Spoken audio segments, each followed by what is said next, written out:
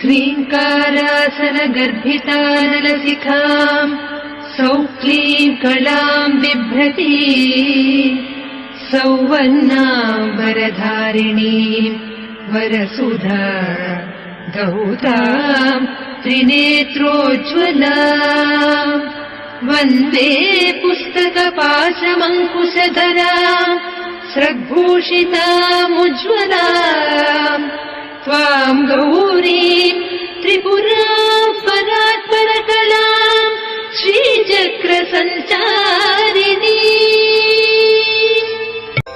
ॐ ऐं ह्रीं श्रीं ऐं क्लीं सौः।